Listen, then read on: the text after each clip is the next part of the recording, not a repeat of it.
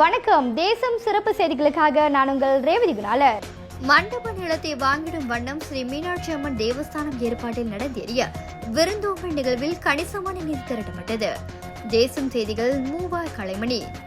Penang சிம்பங்கம்பாட் அருள்மிகு ஸ்ரீ மீனாட்சி அம்மன் தேவஸ்தானம் ஏற்பாட்டில் நேற்று நடந்தேறிய விருந்தோம்பல் நிகழ்விற்கு சிறப்பு விருந்தினராக மாநில ஆட்சிக்குழு உறுப்பினர் டத்தோஸ்ரீ சுந்தரராஜ சோமு வருகை தந்து சிறப்பு செய்தார்.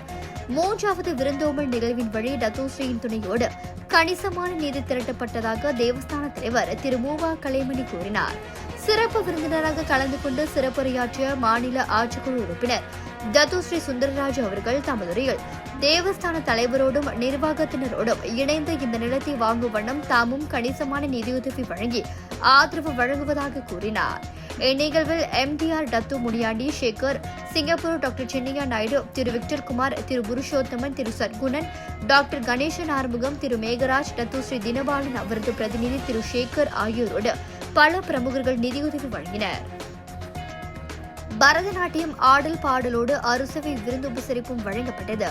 3 லட்சம் வெள்ளி மதிப்பு கொண்ட மண்டபம் நிலம் வாங்குவதற்கு எல்லா வகையிலும் உதவிக்கரம் நீட்டி ஆதரவு வழங்கிய அனைத்து கொடை நெஞ்சங்களுக்கும் ஸ்ரீ மீனாட்சி அம்மன் தேவஸ்தான தலைவர் திரு மூவா கலைமணி நன்றி கூறினார்.